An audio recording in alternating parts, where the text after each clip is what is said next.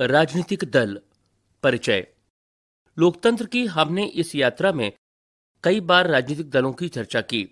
कक्षा 9 में हमने देखा कि लोकतांत्रिक शासन व्यवस्था को बनाने, संविधान रचने, चुनावी राजनीति और सरकार के गठन तथा संचालन में राजनीतिक दलों की भूमिका होती है। इस पाठ्यपुस्तक में हमने राजनीतिक दलों की सत्ता के बंटवारे के वाहक और लोकतांत्रिक राजनीति में सामाजिक समूहों की तरफ से मोलतोल करने वाले माध्यम के रूप में चर्चा की। इस यात्रा को समाप्त करने से पहले आइए राजनीतिक दलों की प्रकृति और कामकाज के बारे में करीब से जानने की कोशिश करें, खासकर अपने देश के राजनीतिक दलों के बारे में। हमें दलों की जरूरत क्यों है? लोकतंत्र के लिए कितने दलों का होना बेहतर है?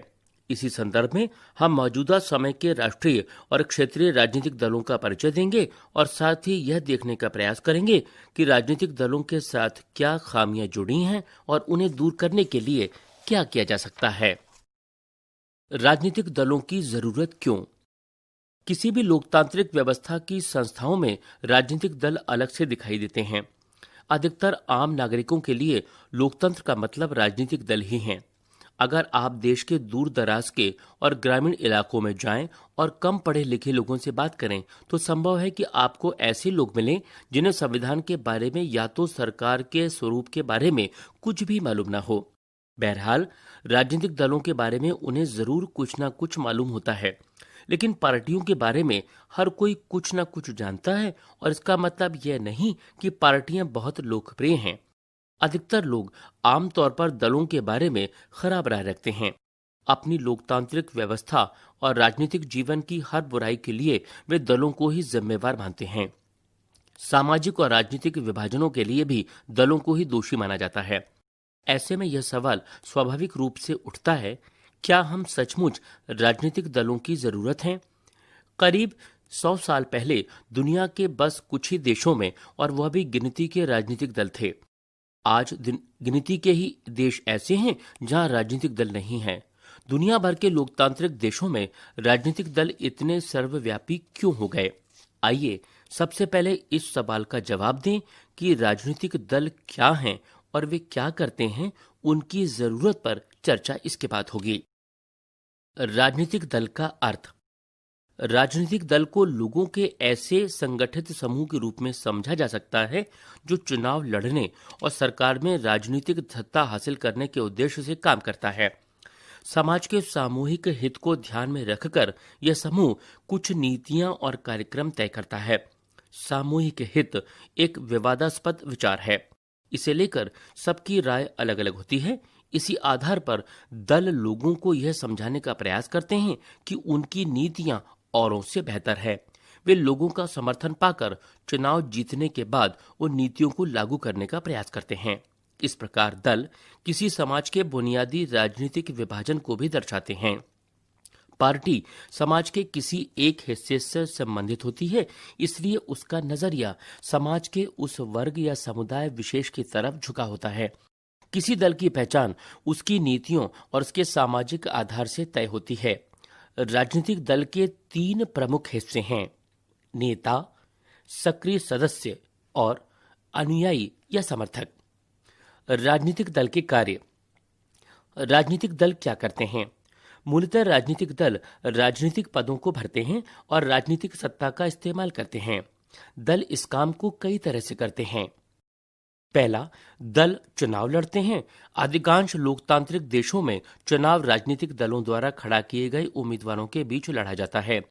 राजनीतिक दल उम्मीदवारों का चुनाव कई तरीकों से करते हैं। अमेरिका जैसे कुछ देशों में उम्मीदवार का चुनाव दल के सदस्य और समर्थक करते हैं। अब इस तरह के उम्मीदवार चुनने वाले देशों की संख्या बढ़ती जा रही है। अन्य देशों जैसे भारत में दलों के नेता ही उम्मीदवार चुनते हैं। 2, दल अलग अलग नीतियों और कार्यक्रमों को मतदाताओं के सामने रखते हैं और मतदाता अपनी पसंद की नीतियां और कार्यक्रम चुनते हैं। देश के लिए कौन सी नीतियां ठीक हैं, इस बारे में हम में से सभी की राय अलग अलग हो सकती है, पर कोई भी सरकार इतने अलग अलग विचारों को एक साथ लेकर नहीं चल सकती। लोकतंत्र में समान या मिले जुलते विचारों को एक साथ लाना होता है ताकि सरकार की नीतियों को एक दिशा दी जा सके। पार्टियां यही काम करती हैं। पार्टियां तरह तरह के विचारों को कुछ बुनियादी राय तक समेट लाती हैं। जिनका वे समर्थन करती हैं। सरकार प्रायः शासक दल की राय के अनुरूप अपनी नीतियां तय करती है। 3. पार्टियां देश के कानून निर्माण में निर्णायक भूमिका निभाती हैं।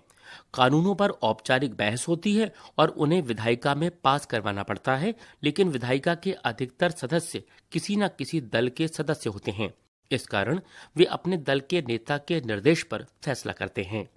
4. दल ही सरकार बनाते और चलाते हैं। हमने पिछले साल सुना था कि नीतियों और बड़े फैसलों के मामले में निर्णय राजनेता ही लेते हैं और ये नेता विभिन्न दलों के होते हैं। पार्टियां नेता चुनती हैं, उनको प्रशिक्षित करती हैं, फिर पार्टी के सिद्धांतों और कार्यक्रम के अनुसार फैसले करने के लिए उन्हें मंत्री बनाती हैं ताकि वे पार्टी की इच्छा के अनुसार सरकार चला सकें। 5. चुनाव हारने वाले दल शासक दल के विरोधी पक्ष की भूमिका निभाते हैं। सरकार की गलत नीतियों और असफलताओं की आलोचना करने के साथ वो अपनी अलग राय भी रखते हैं। विपक्षी दल सरकार के खिलाफ आम जनता को भी गोलबंद करते हैं। बात बोले भेद खोले। शासक दल जिस दल का शासन हो यानी जिसकी सरकार बने। 6.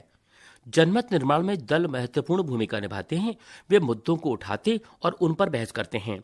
विभिन्न दलों के लाखों कार्यकर्ता देश भर में बिखरे पड़े होते हैं। समाज के विभिन्न वर्गों में उनके मित्र संगठन या दबाव समूह भी काम करते हैं। दल कई दफे लोगों की समस्याओं को लेकर आंदोलन भी करते हैं। अक्सर विभिन्न दलों द्वारा रखी जाने वाली राय के इर्द गिर्द ही समाज के लोगों की राय बनती जाती है। 7. दल ही सरकारी मशीनरी और सरकार द्वारा चलाए जाने वाले कल्याण कार्यक्रमों तक लोगों की पहुंच बनाते हैं। एक साधारण नागरिक के लिए किसी सरकारी अधिकारी की तुलना में किसी राजनीतिक कार्यकर्ता से जान पहचान बनाना, उससे संपर्क साधना आसान होता है। इसी कारण लोग दलों पर पूरा विश्वास न करते हुए भी उन्हें अपने करीब मानते हैं। दलों को भी हर साल में लोगों की मांगों और जरूरतों पर ध्यान देना होता है, वरना अगले चुनाव में लोग उन्हें धूल चटा देते हैं। राजनीतिक दल की जरूरत। दलों के काम की इस सूची से उस सवाल का जवाब मिलता है जो इस खंड की शुरुआत में पूछा गया था।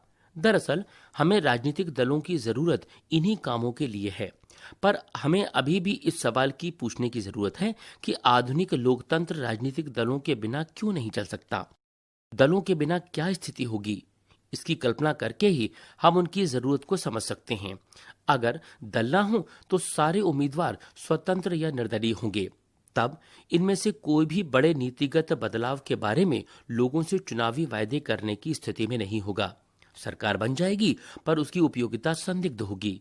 निर्वाचित प्रतिनिधि सिर्फ अपने निर्वाचन क्षेत्रों में किए गए कामों के लिए जवाबदेह होंगे, लेकिन देश कैसे चले इसके लिए कोई उत्तरदायी नहीं होगा। हमें गैर दलीय आधार पर होने वाले पंचायत चुनावों का उदाहरण सामने रखकर भी इस बात की परख कर सकते हैं।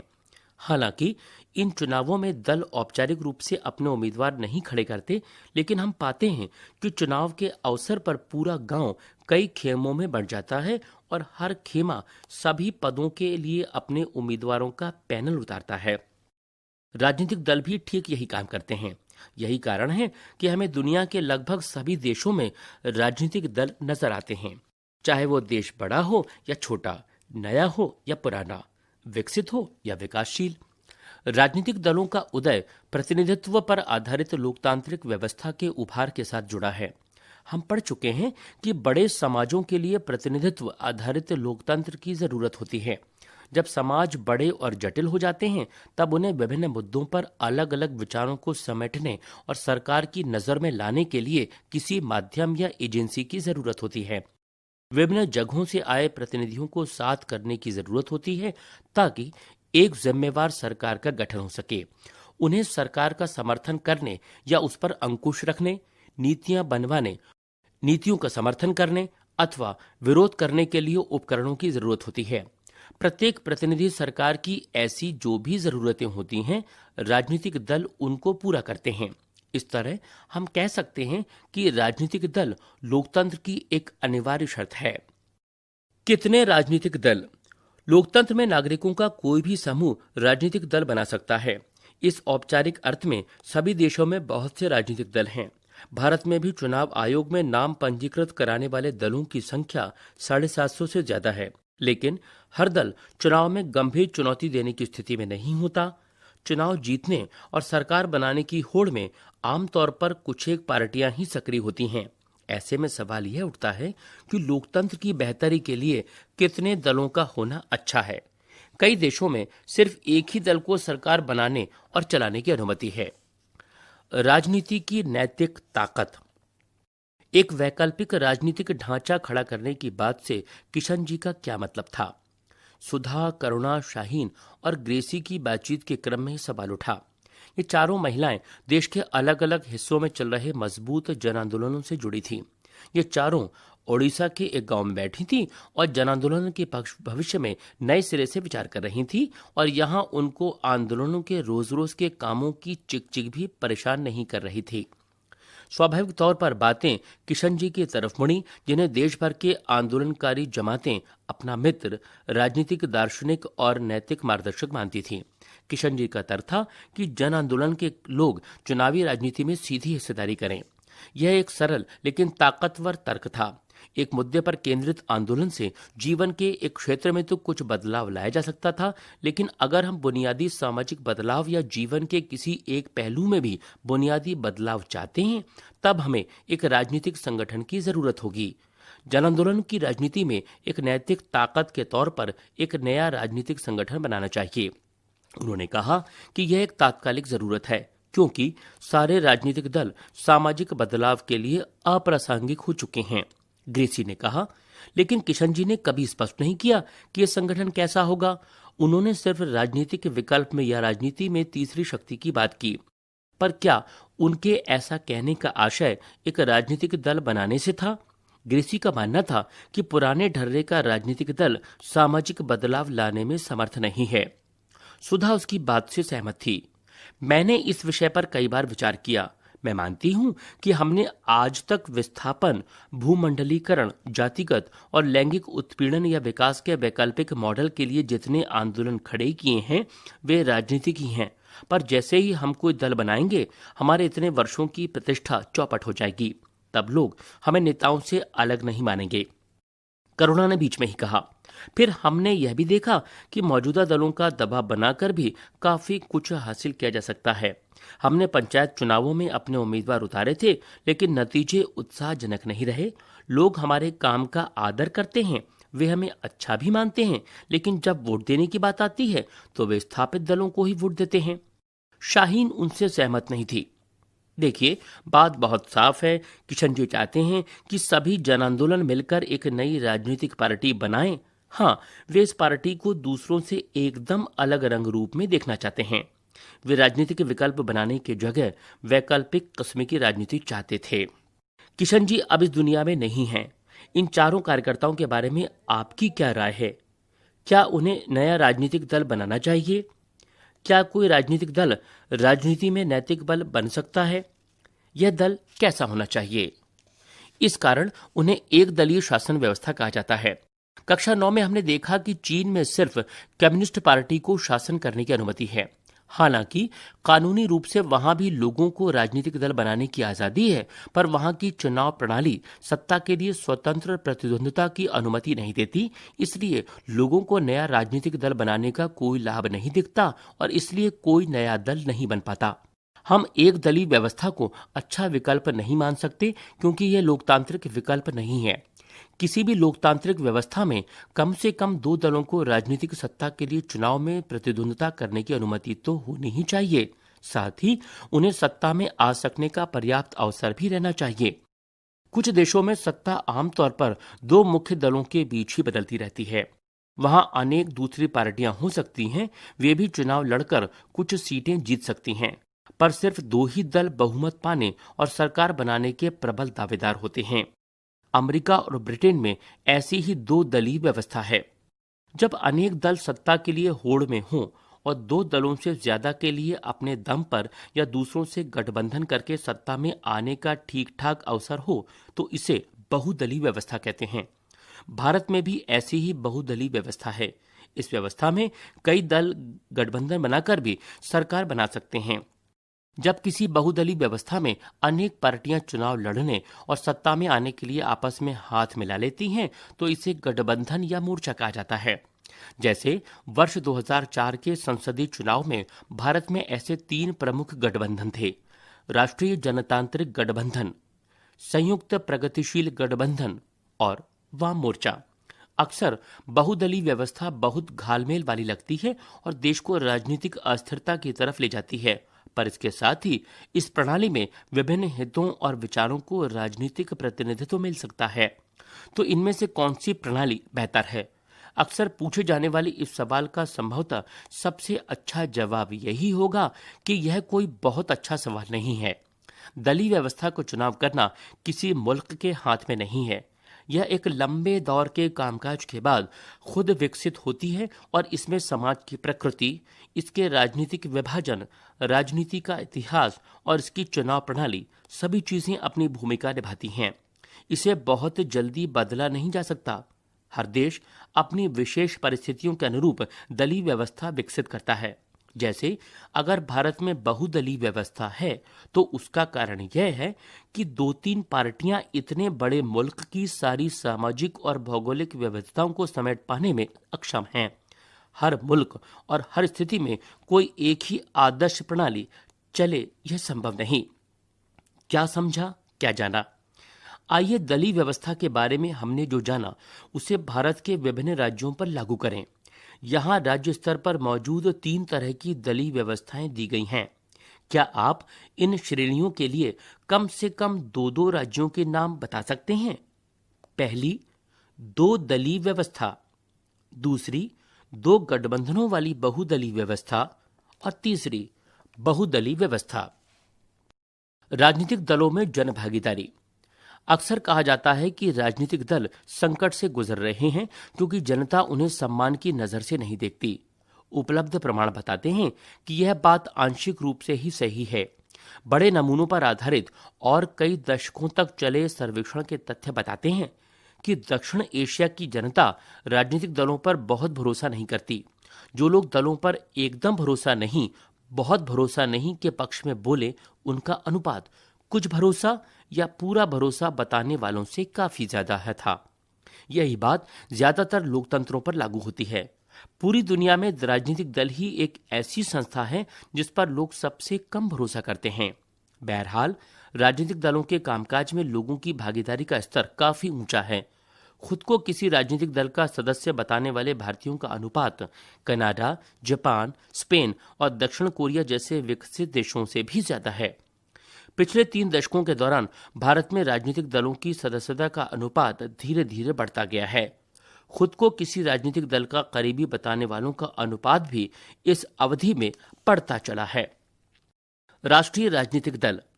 विश्व के संघीय व्यवस्था वाले लोकतंत्रों में 2 तरह के राजनीतिक दल हैं: संघीय इकाइयों में से सिर्फ एक इकाई में अस्तित्व रखने वाले दल और अनेक या संघ की सभी इकाइयों में अस्तित्व रखने वाले दल। भारत में भी यही स्थिति है। कई पार्टियां पूरे देश में फैली हुई हैं और उन्हें राष्ट्रीय पार्टी कहा जाता है। इन दलों की विभिन्न राज्यों में इकाइयां हैं, पर कुल मिलाकर देखें तो ये सारी इकाइयां राष्ट्रीय स्तर पर तय होने वाली नीतियों, कार्यक्रमों और रणनीतियों पर ही मानती हैं। देश की हर पार्टी को चुनाव आयोग में अपना पंजीकरण कराना होता है। आयोग सभी दलों को समान मानता है, पर यह बड़े और स्थापित दलों को कुछ विशेष सुविधाएं देता है। इन्हें अलग चुनाव चिन्ह दिया जाता है, जिसका प्रयोग पार्टी का अधिकृत उम्मीदवार ही कर सकता है। इस विशेषाधिकार और कुछ अन्य लाभ पाने वाली पार्टियों को मान्यता प्राप्त दल कहते हैं। चुनाव आयोग ने स्पष्ट नियम बनाए हैं कि कोई दल कितने प्रतिशत वोट और सीट जीतकर मान्यता प्राप्त दल बन सकता है। जब कोई पार्टी राज्य विधानसभा के चुनाव में पड़े कुल मतों का 6% या उससे अधिक हासिल करती है और कम से कम 2 सीटों पर जीत दर्ज करती है, तो उसे अपने राज्य के राजनीतिक दल के रूप में मान्यता मिल सकती है।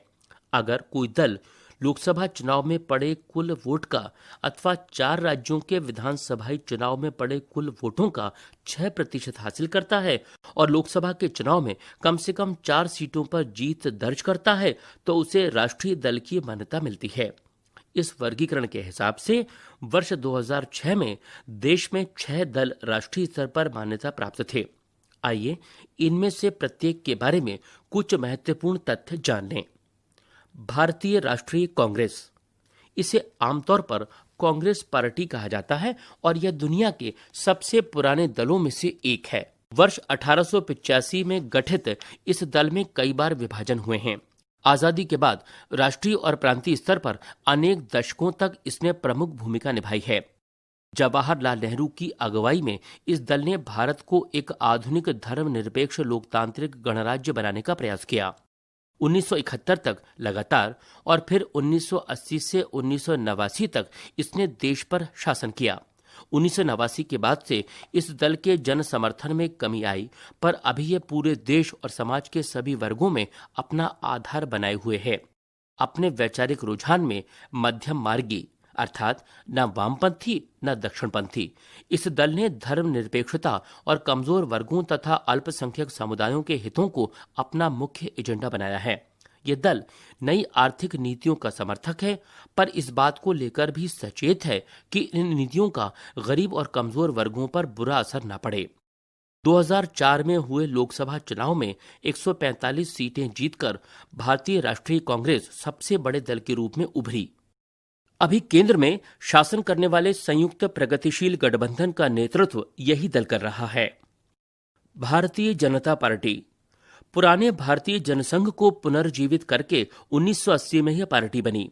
भारत की प्राचीन संस्कृति और मूल्यों से प्रेरणा लेकर मजबूत और आधुनिक भारत बनाने का लक्ष्य भारतीय राष्ट्रवाद और राजनीति की इसकी अवधारणा में सांस्कृतिक राष्ट्रवाद या हिंदुत्व एक प्रमुख तत्व है।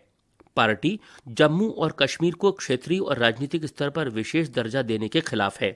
यह देश में रहने वाले सभी धर्म के लोगों के लिए समान नागरिक संहिता बनाने और धर्मांतरण पर रोक लगाने के पक्ष में है। 1990 के दशक में इसके समर्थन का आधार काफी व्यापक हुआ। पहले देश के उत्तरी और पश्चिमी तथा शहरी इलाकों तक सिमटी रहने वाली इस पार्टी ने इस दशक में दक्षिण, पूर्व, पूर्वोत्तर तथा देश के ग्रामीण इलाकों में अपना आधार बढ़ाया। राष्ट्रीय जनतांत्रिक गठबंधन के नेता की हैसियत से यह पार्टी 1998 में सत्ता में आई। गठबंधन में कई प्रांतीय और क्षेत्रीय दल शामिल थे। 2004 के लोकसभा चुनाव में यह पार्टी पराजित हुई और अभी लोकसभा में मुख्य विपक्षी दल है। बहुजन समाज पार्टी, स्वर्गीय कांशीराम के नेतृत्व में 1984 में गठन। बहुजन समाज, जिसमें दलित, आदिवासी, पिछड़ी जातियां और धार्मिक अल्पसंख्यक शामिल हैं, के लिए राजनीतिक सत्ता पाने का प्रयास और उनका प्रतिनिधित्व करने का दावा। पार्टी साहू महाराज, महात्मा फुले, पेरियार रामास्वामी नायकर और बाबा साहेब आम्बेडकर के विचारों और शिक्षाओं से प्रेरणा लेती है। दलितों और कमजोर वर्ग के लोगों के कल्याण और उनके हितों की रक्षा के मुद्दों पर सबसे ज्यादा सक्रिय इस पार्टी का मुख्य आधार उत्तर प्रदेश में है, पर मध्य प्रदेश, छत्तीसगढ़, उत्तराखंड, दिल्ली और पंजाब में भी ये पार्टी पर्याप्त ताकतवर है। अलग अलग पार्टियों में अलग अलग अवसरों पर समर्थन लेकर इसने उत्तर प्रदेश में 3 बार सरकार बनाई। इस दल को 2004 के लोकसभा चुनाव में करीब 5% वोट और 19 सीटें मिलीं। भारतीय कम्युनिस्ट पार्टी मार्क्सवादी, सीपीआईएम, 1964 में स्थापित। मार्क्सवाद लेनिनवाद में आस्था, समाजवाद, धर्मनिरपेक्षता और लोकतंत्र की समर्थक तथा साम्राज्यवाद और सांप्रदायिकता की विरोधी। यह पार्टी भारत में सामाजिक आर्थिक न्याय का लक्ष्य साधने में लोकतांत्रिक चुनावों को सहायक और उपयोगी मानती है। पश्चिम बंगाल, केरल और त्रिपुरा में बहुत मजबूत आधार। गरीबों, कारखाना मजदूरों, खेतीहर मजदूरों और बुद्धिजीवियों के बीच अच्छी पकड़। यह पार्टी देश में पूंजी और सामानों की मुक्त आवाजाही की अनुमति देने वाली नई आर्थिक नीतियों की आलोचक है। पश्चिम बंगाल में लगातार 30 वर्षों से शासन में। 2004 के चुनाव में इसने करीब 6% वोट और लोकसभा की 43 सीटें हासिल की। यह पार्टी अभी केंद्र की संयुक्त प्रगतिशील गठबंधन सरकार का बाहर से समर्थन कर रही है और इस सरकार में शामिल नहीं है। भारतीय कम्युनिस्ट पार्टी सीपीआई, 1925 में गठित। मार्क्सवाद, लेनिनवाद और धर्मनिरपेक्षता और लोकतंत्र में आस्था। अलगाववादी और सांप्रदायिक ताकतों की विरोधी। यह पार्टी संसदीय लोकतंत्र को मजदूर वर्ग, किसानों और गरीबों के हितों को आगे बढ़ाने का एक उपकरण मानती है। 1964 की फूट, जिसमें मार्क्सवादी कम्युनिस्ट पार्टी इससे अलग हुई, के बाद इसका जनाधार सिकुड़ता चला गया। लेकिन केरल, पश्चिम बंगाल, पंजाब, आंध्र प्रदेश और तमिलनाडु में अभी भी ठीक ठीक स्थिति। बहरहाल इसका समर्थन धीरे धीरे कम होता गया। 2004 के चुनाव में इसे 1.4% वोट और लोकसभा में की 10 सीटें हासिल हुई। मजबूत वाम मोर्चा बनाने के लिए सभी वामपंथी दलों को साथ लाने की पक्षधर अभी केंद्र की संयुक्त प्रगतिशील सरकार को बाहर से समर्थन दे रही है। राष्ट्रवादी कांग्रेस पार्टी में विभाजन के बाद 1999 में पार्टी बनी। लोकतंत्र, गांधीवादी, धर्मनिरपेक्षता, समता, सामाजिक न्याय और संघवाद में आस्था। यह पार्टी सरकार के प्रमुख पदों को सिर्फ भारत में जन्मे नागरिकों के लिए आरक्षित करना चाहती है। महाराष्ट्र में प्रमुख ताकत होने के साथ ही यह मेघालय, मणिपुर और असम में भी ताकतवर है। कांग्रेस के साथ महाराष्ट्र सरकार में भागीदार, 2004 में संयुक्त प्रगतिशील गठबंधन में साझेदार। प्रांतीय दल, इन 6 पार्टियों के अलावा अन्य सभी प्रमुख दलों को चुनाव आयोग ने प्रांतीय दल के रूप में मान्यता दी है। आमतौर पर इन्हें क्षेत्रीय दल कहा जाता है, पर यह जरूरी नहीं कि वो अपनी विचारधारा या नजरिए में ये पार्टियां क्षेत्रीय ही हों। इनमें से कुछ अखिल भारतीय दल हैं, पर उन्हें कुछ प्रांतों में ही सफलता मिल पाई है। समाजवादी पार्टी, समता पार्टी और राष्ट्रीय जनता दल का राष्ट्रीय स्तर पर राजनीतिक संगठन है और इनकी कई राज्यों में इकाइयां हैं। बीजू जनता दल, सिक्किम लोकतांत्रिक मोर्चा और मिजो नेशनल फ्रंट जैसी पार्टियां अपनी क्षेत्रीय पहचान को लेकर सचेत हैं। पिछले 3 दशकों में प्रांतीय दलों की संख्या और ताकत में वृद्धि हुई है। इससे भारतीय संसद विविधताओं से और भी ज्यादा संपन्न हुई है। किसी एक राष्ट्रीय दल का लोकसभा में बहुमत नहीं है। परिणाम स्वरूप राष्ट्रीय दल प्रांतीय दलों के साथ गठबंधन करने को मजबूर हुए हैं।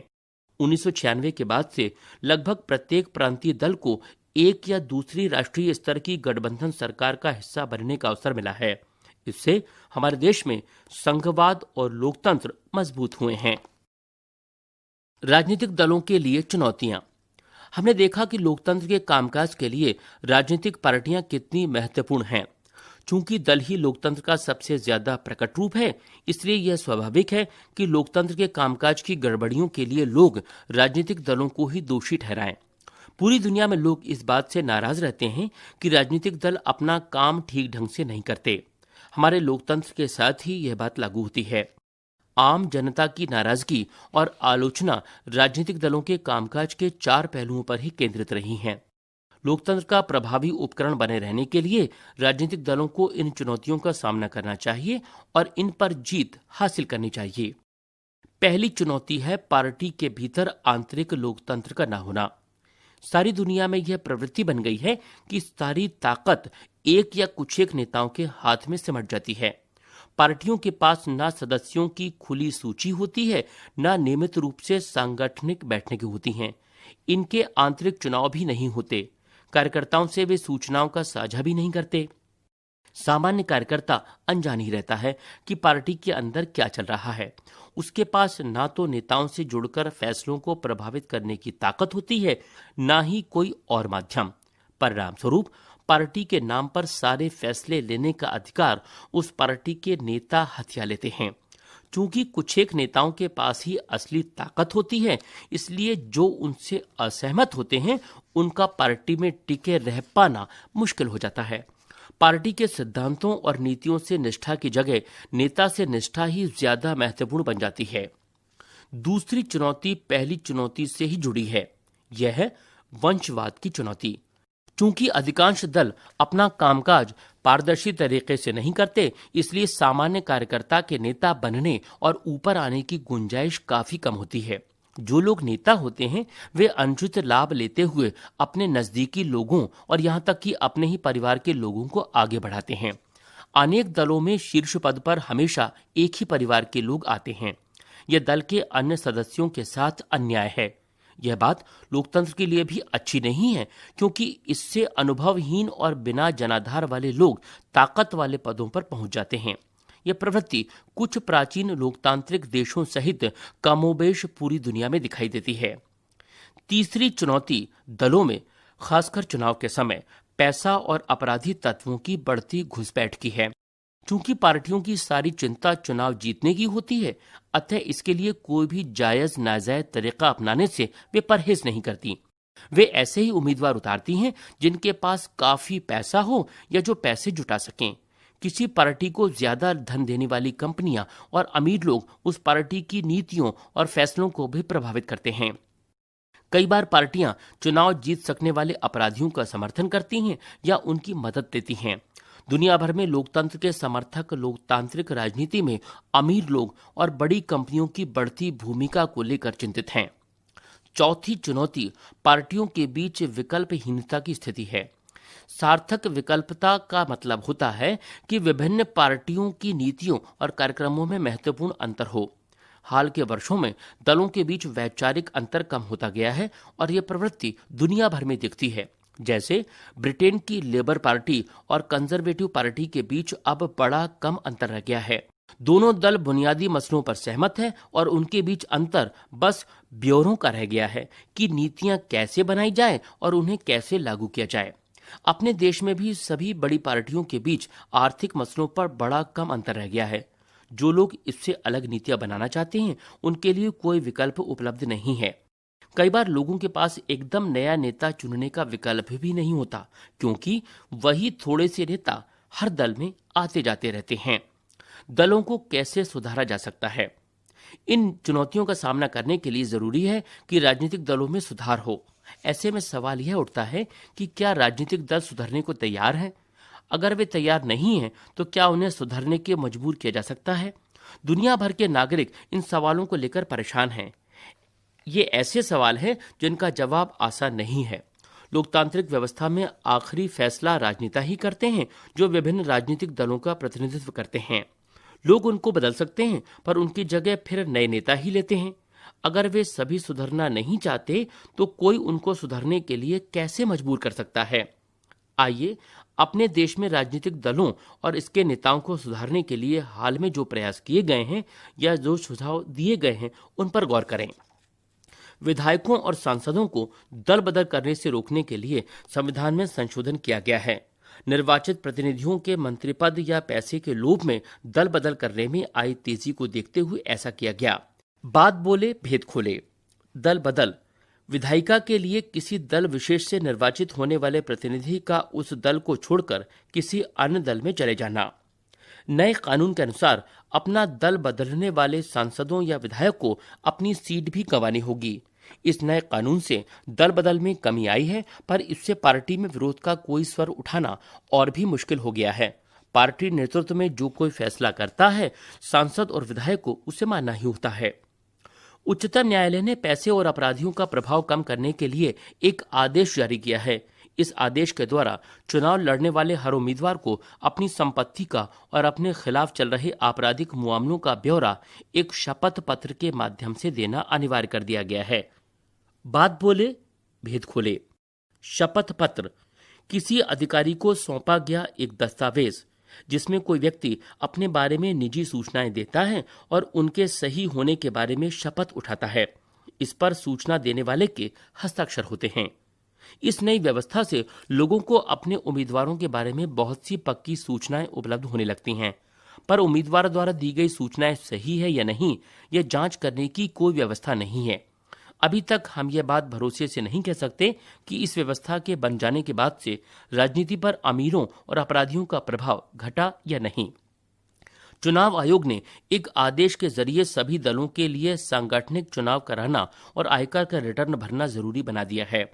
दलों ने ऐसा करना शुरू भी कर दिया है, पर कई बार ऐसा सिर्फ खाना पूरी करने के लिए होता है। यह बात अभी नहीं कही जा सकती कि इससे राजनीतिक दलों में अंदरूनी लोकतंत्र मजबूत हुआ है। उनके अलावा राजनीतिक दलों में सुधार के लिए अक्सर कई कदम सुझाए जाते हैं। राजनीतिक दलों के आंतरिक कामकाज को व्यवस्थित करने के लिए कानून बनाया जाना चाहिए। सभी दल अपने सदस्यों की सूची रखें, अपने संविधान का पालन करें, पार्टी में विवाद की स्थिति में एक स्वतंत्र प्राधिकार को पंच बनाएं और सबसे बड़े पदों के लिए खुला चुनाव कराएं। यह व्यवस्था अनिवार्य की जानी चाहिए। राजनीतिक दल महिलाओं को एक खास न्यूनतम अनुपात में यानी करीब 1/3 जरूर टिकट दें। इसी प्रकार दल के प्रमुख पदों पर भी औरतों के लिए आरक्षण होना चाहिए। चुनाव का खर्च सरकार उठाए। सरकार दलों को चुनाव लड़ने के लिए धन दे। यह मदद पेट्रोल, कागज, फोन वगैरह के रूप में भी हो सकती है, या फिर पिछले चुनाव में मिले मतों के अनुपात में नकद पैसा दिया जा सकता है। राजनीतिक दलों ने अभी तक इन सुझावों को नहीं माना है। अगर उन्हें मान लिया गया तो संभव है कि इनसे कुछ सुधार हो, लेकिन हर राजनीतिक समस्या के लिए महज कानूनी समाधान की बात करते हुए हमें सावधान रहना चाहिए। दलों को जरूरत से ज्यादा नियमों में जकड़ना नुकसानदेह भी हो सकता है।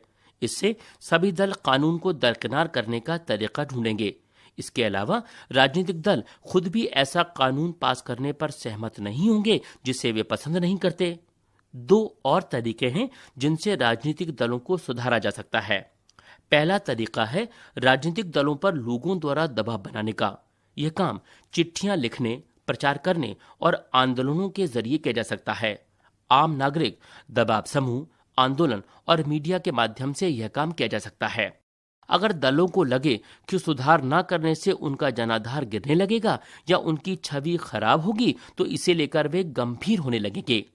सुधार का दूसरा तरीका है सुधार की इच्छा रखने वालों का खुद राजनीतिक दलों में शामिल होना। लोकतंत्र की गुणवत्ता लोकतंत्र में लोगों की भागीदारी से तय होती है। अगर आम नागरिक खुद राजनीति में हिस्सा न लें और बाहर से ही बातें करते रहें, तो सुधार मुश्किल है। खराब राजनीति का समाधान है ज्यादा से ज्यादा राजनीति और बेहतर राजनीति। हम इस बात की चर्चा फिर से आखिरी अध्याय में करेंगे। प्रश्नावली 1, लोकतंत्र में राजनीतिक दलों की विभिन्न भूमिकाओं की चर्चा करें। 2, राजनीतिक दलों के सामने क्या चुनौतियां हैं। 3, राजनीतिक दल अपना कामकाज बेहतर ढंग से करें, इसके लिए उन्हें मजबूत बनाने के कुछ सुझाव दें। 4, राजनीतिक दल का क्या अर्थ होता है। 5, किसी भी राजनीतिक दल के क्या गुण होते हैं। 6, चुनाव लड़ने और सरकार में सत्ता संभालने के लिए एकजुट हुए लोगों के समूह को क्या कहते हैं। इनमें से कौन बहुजन समाज पार्टी का संस्थापक है। क, कांशीराम, ख, साहू महाराज, ग, BR आम्बेडकर या घ, ज्योतिबा फुले। 9, भारतीय जनता पार्टी का मुख्य प्रेरक सिद्धांत क्या है। अ, बहुजन समाज, ब, क्रांतिकारी लोकतंत्र, स, सांस्कृतिक राष्ट्रवाद या द, आधुनिकता। 10, पार्टियों के बारे में इन कथनों पर गौर करें। अ, राजनीतिक दलों पर लोगों का ज्यादा भरोसा नहीं है। ब, दलों में अक्सर बड़े नेताओं के घोटालों की गूंज सुनाई देती है। स, सरकार चलाने के लिए पार्टियों का होना जरूरी नहीं है। इन कथनों में से कौन से कथन सही हैं। 11, इस उद्धरण को सुने और प्रश्नों का जवाब दें। मोहम्मद यूनुस बांग्लादेश के प्रसिद्ध अर्थशास्त्री हैं। गरीबों के आर्थिक और सामाजिक विकास के प्रयासों के लिए उन्हें अनेक अंतर्राष्ट्रीय पुरस्कार मिले हैं। उन्हें और उनके द्वारा स्थापित ग्रामीण बैंकों को संयुक्त रूप से वर्ष 2006 का नोबेल शांति पुरस्कार दिया गया। फरवरी 2007 में उन्होंने एक राजनीतिक दल बनाने और संसदीय चुनाव लड़ने का फैसला किया। उनका उद्देश्य सही नेतृत्व को उभारना, अच्छा शासन देना और नए बांग्लादेश का निर्माण करना है। उन्हें लगता है कि पारंपरिक दलों से अलग एक नए राजनीतिक दल से नई राजनीतिक संस्कृति पैदा हो सकती है। उनका दल निचले स्तर से लेकर ऊपर तक लोकतांत्रिक होगा। नागरिक शक्ति नामक इस नए दल के गठन से बांग्लादेश में हलचल मच गई है। उनके फैसले को काफी लोगों ने पसंद किया तो अनेक को यह अच्छा नहीं लगा। एक सरकारी अधिकारी शाहिदुल इस्लाम ने कहा, मुझे लगता है कि अब बांग्लादेश से अच्छे और बुरे के बीच चुनाव करना संभव हो गया है। अब ये अच्छी सरकार की उम्मीद की जा सकती है। ये सरकार न केवल भ्रष्टाचार से दूर रहेगी बल्कि भ्रष्टाचार और काले धन की समाप्ति को भी अपनी प्राथमिकता बनाएगी। पर दशकों से मुल्क की राजनीति में रुतबा रखने वाले पुराने दलों के नेताओं में संशय है। बांग्लादेश नेशनलिस्ट पार्टी के एक बड़े नेता का कहना है कि नोबेल पुरस्कार जीतने पर क्या बहस हो सकती है, पर राजनीति एकदम अलग चीज है। एकदम चुनौती भरी और अक्सर विवादास्पद। कुछ अन्य लोगों का स्वर और कड़ा था। वे उनके राजनीति में आने पर सवाल उठाने लगे। एक राजनीतिक प्रेक्षक ने कहा, देश से बाहर की ताकतें उन्हें राजनीति पर थोप रही हैं। क्या आपको लगता है कि यूनुस ने नई राजनीतिक पार्टी बनाकर ठीक किया? क्या आप विभिन्न लोगों द्वारा जारी बयानों और अंदेशों से सहमत हैं? इस पार्टी को दूसरों से अलग काम करने के लिए खुद को किस तरह संगठित करना चाहिए? अगर आप इस राजनीतिक दल के संस्थापकों में एक होते तो इसके पक्ष में क्या दलील देते?